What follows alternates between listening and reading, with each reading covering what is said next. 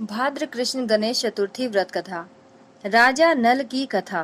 पार्वती जी ने गणेश जी से पूछा कि हे पुत्र, भादु कृष्ण चतुर्थी को संकट नाशक चतुर्थी कहा गया है, अतः उस दिन का व्रत किस प्रकार किया जाता है, मुझसे समझाकर कहिए। गणेश जी ने कहा, हे माता, भादु कृष्ण चतुर्थी सब संकटों की नाशक, विविध फलदायक एवं संपूर्ण सिद्धियों को देने वाली है।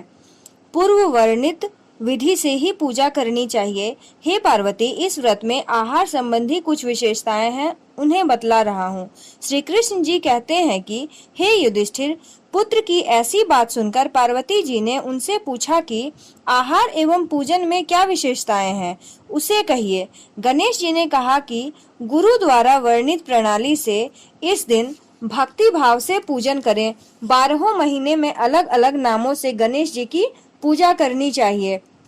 विनायक, एकदंत, कृष्ण पिंग, गजानन, लंबोदर, भालचंद्र, हेरंब, विकट, वक्रतुंड, आखुरथ, विघ्नराज और गणाधीप, इन 12 नामों से व्रती को गणेश जी की पूजा करनी चाहिए। अलग अलग महीने में क्रमशः एक एक नामों से पूजा करें। चतुर्थी के दिन प्रातः नित्य कर्म से निवृत्त हों, व्रत का संकल्प करें, तत्पश्चात रात्रि में पूजन और कथा श्रवण करें। पूर्व काल में नल नामक एक पुण्यात्मा और यशस्वी राजा हुए। उनकी रूपशालिनी रानी दमयंती नाम से प्रसिद्ध थी। एक बार उन्हें शापग्रस्त होकर राज्योत होना पड़ा और रानी के वियोग में कष्ट सहना पड़ा। जब उनकी रानी दमयंती ने इस सर्वोत्तम व्रत को किया, पार्वती जी ने पूछा कि हे पुत्र, दमयंती ने किस विधि से इस व्रत को किया और किस प्रकार व्रत के प्रभाव से 3 महीने के अंदर ही उन्हें अपने पति से मिलने का संयोग प्राप्त हुआ, इन सब बातों को आप बतलाइए। श्री कृष्ण ने कहा कि हे युधिष्ठिर, पार्वती जी के ऐसा पूछने पर बुद्धि के भंडार गणेश जी ने जैसा उत्तर दिया उसे मैं कह रहा हूँ, आप सुनिए।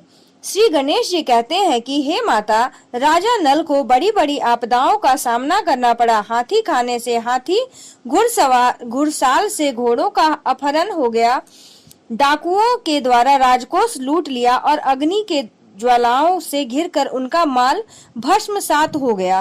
राज्य को नष्ट करने वाले मंत्री लोगों ने भी उन्हें उनके हाथ से निकल गई। सभी ओर से निराश और असहाय होकर राजा नल वन में चले गए। वन में रहते समय उन्हें दमयंती के साथ अनेक कष्ट झेलने पड़े। इतना होते हुए भी उनका रानी से वियोग हुआ।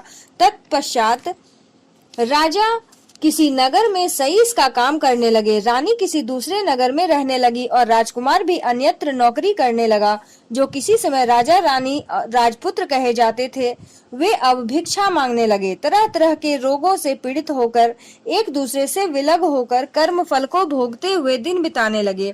एक समय की बात है, वन में भटकते हुए दमयंती ने महर्षि शरभंग के दर्शन किए। उसने उनके पैरों पर नतमस्तक हो हाथ जोड़कर कहा। दमयंती ने पूछा कि हे ऋषिराज, मेरा अपने पति से कब मिलन होगा? किस उपाय से मुझे हाथी घोड़ों से युक्त घनी आबादी वाली नगरी मिलेगी? मेरा भाग्य कब लौटेगा? हे मुनिवर, आप निश्चित रूप से बताइए। श्री गणेश जी कहते हैं कि दमयंती का यह उत्तम प्रश्न सुनकर शरभंग मुनि ने कहा कि हे दमयंती, मैं तुम्हारे कल्याण की बात बता रहा हूँ, सुनो। इससे घोर संकट का नाश होता है। यह सब कामनाएं पूर्ण करने वाला एवं शुभदायक है। भादो मास की कृष्ण चतुर्थी संकट नाशक कही गई है। इस प्रकार नर नारियों को एक दंत गजानन की पूजा करनी चाहिए। विधि पूर्वक व्रत एवं पूजन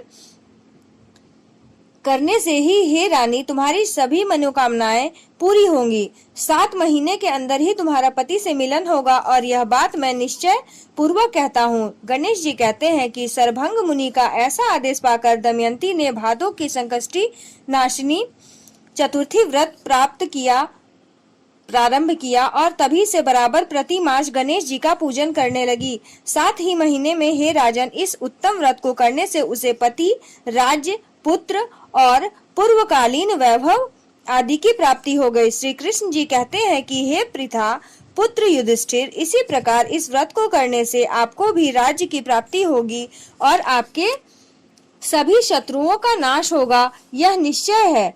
हे राजन, इस प्रकार मैं सभी व्रतों के उत्तम व्रत का वर्णन किया।